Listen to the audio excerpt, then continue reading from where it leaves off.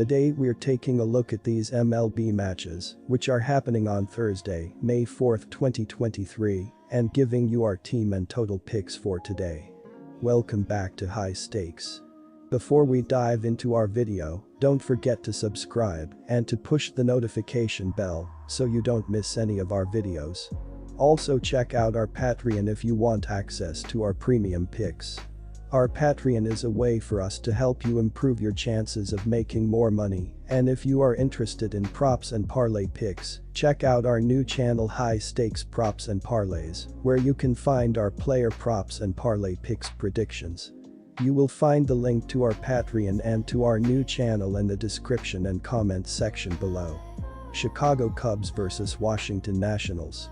The Chicago Cubs have been a tale of two teams in recent weeks as they've gone through some serious hot streaks, but after being swept by Miami and now losing the past two games against Washington, they find themselves with their back up against the wall. To that point, the Cubs have won just 3 of their past 11 games, but with so much talent up and down their lineup, if they can pull away from this series with an even split, they'll be confident in their ability to build momentum going forward. After a convincing 5-1 win in the first game of this series, the Cubs have dropped the past 2, but with Patrick Corbin, 1-4, 5.74 ERA, hitting the mound, this is their chance to pick up a win and get out of Washington with a split. Ultimately, the Cubs are the squad with a deeper lineup and on paper, they should be winning this series, so if the bats can get rolling once again, this is a team capable of beating anyone in the MLB, especially teams like the Washington Nationals, so expect to see that team on Thursday. Our team pick is Chicago. Neither starting rotation for these teams is full of elite-level talent, but in this series thus far, the offense just hasn't shown up consistently, so expect that to unfortunately be the case once again on Thursday afternoon. In 3 games in this series, there has been a combined 14 runs, with just 3 in Wednesday night's showdown, and while the power and speed is up and down both lineups, they just haven't shown it in this series, so there's no reason to expect anything else here. Keep it simple, take the under. New York Mets vs Detroit Tigers.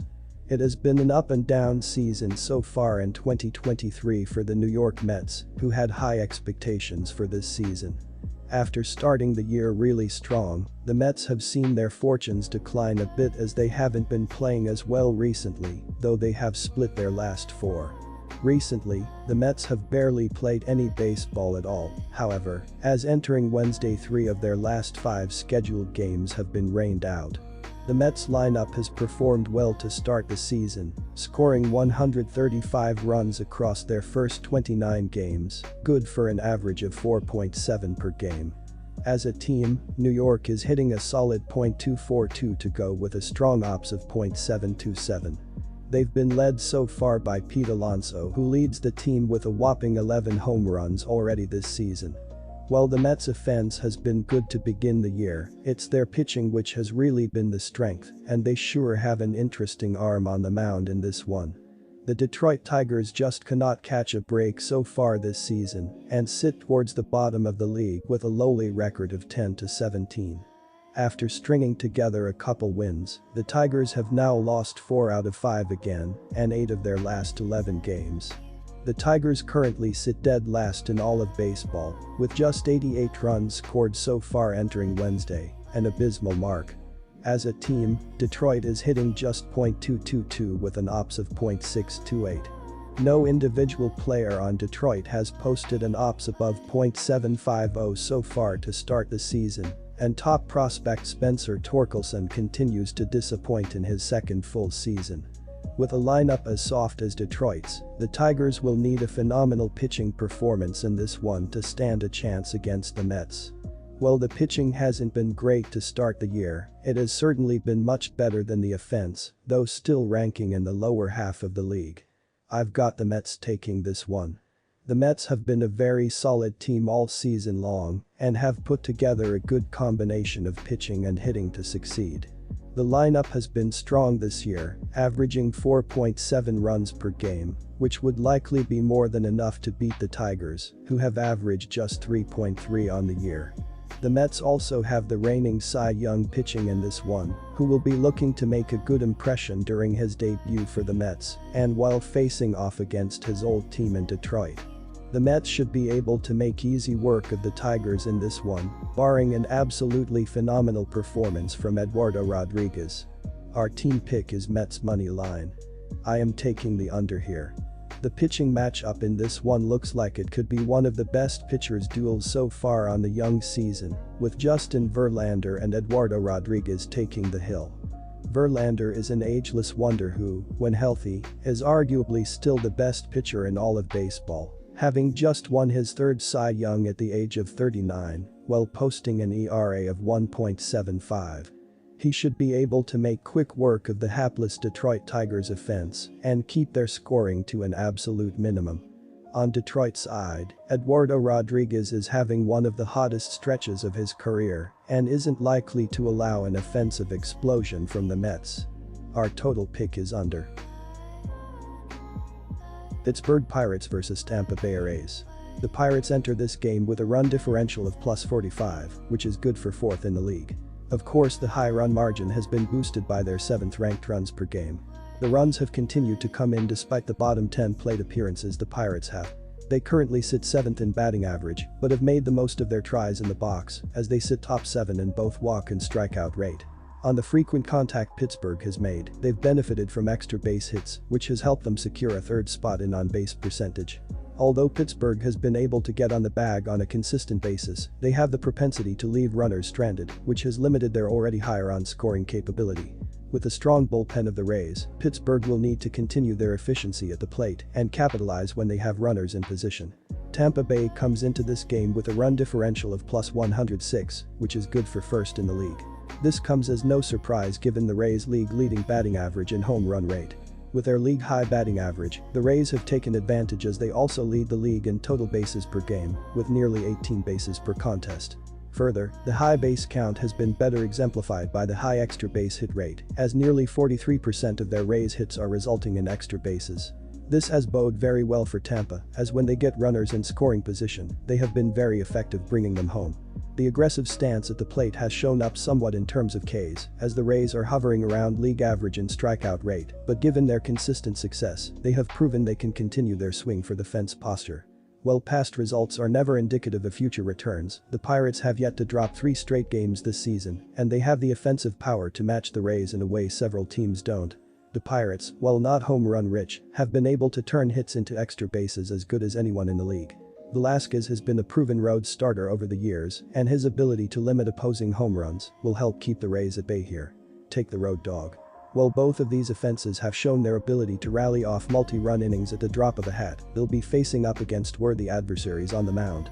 Eflin is off to one of his best starts in years, striking out batters at a near-career high rate. Velasquez has limited home runs, which was the case a season ago. Expect to see both lineups stymied at the plate and unable to maintain any consistent offensive rhythm here. The play is the under. Los Angeles Angels vs St. Louis Cardinals. Los Angeles has won 2 of their last 3 games, including a 5-1 victory over the St. Louis Cardinals on the road Monday evening. The Angels started early, gaining a 4-0 advantage in the first on outfielder Taylor Ward's 3-run home run. Starter Patrick Sandoval picked up the win by going 5 innings and allowing 1 earned run on 3 hits and striking out 4. St. Louis's relief corps shut the Cardinals down by pitching a combined 4 innings and allowing only 1 hit and no runs. Third baseman Anthony Rendon scored a run and got an RBI for Los Angeles in the win.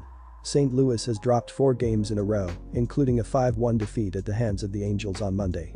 Starter Steven Matz picked up his 4th loss of the season by allowing 4 earned runs and 6 hits over 5 innings. The Cardinals managed only 4 hits in the game and had 1 extra base, a double by first baseman Paul Goldschmidt in the bottom of the 6th inning.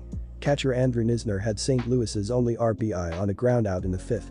The Angels staff struck out 9 Cardinals batters in the evening. Flaherty pitched well at home last season, compiling a 3.86 ERA with a 1.43 WHIP over 5 starts. That trend has carried over into the new year, as he currently has a 3.27 ERA and has allowed only 4 hits in 11 innings pitched at State Farm Stadium. The Cardinals' batters are much more effective at home, .286 BA versus .239 away, and they hit with more authority at State Farm Stadium as well, .454 slugging percentage at home versus .380 on the road, so the home field advantage on Thursday suggests they may get to Canning early for some hits and runs. Conversely, Los Angeles batters are having difficulty hitting on the road this season. They are batting .239 away from their home stadium versus .286 at Angel Stadium of Anaheim. The Angels have lost 3 of 5 road series in 2023, losing 2 of 3 to the Brewers this weekend and 2 of 3 to the Yankees and 3 of 4 to Boston earlier this season. Most signs and trends point to a Cardinals victory at home Thursday afternoon. Our team picks St. Louis -1.5 goals. The Cardinals have gone over the point total in 4 of the last 5 games at home and scored a combined 24 runs during their recent 3-game series with Arizona at State Farm Arena. Los Angeles has scored at least 5 runs in 6 of their previous 8 games. The Cardinals have scored 4.92 runs on average in home games versus 3.69 on the road. St. Louis is currently ranked 9th in the league overall in batting average and are hitting a robust .277 at home this season, which is also good for 9th in the MLB. The Cardinals are ranked 4th overall in slugging percentage in their home arena, .454, so they are capable of scoring in bunches during home games. The Cardinal pitching staff has struggled at home, compiling a 4.76 ERA there so far this season versus a 3.80 ERA on the road, and they gave up 5 runs in the first game of the current series. The Cardinals have given up 5 runs or more to their opponents in 3 of their last 4 games. The stats support a higher scoring affair between these two teams. Take the over.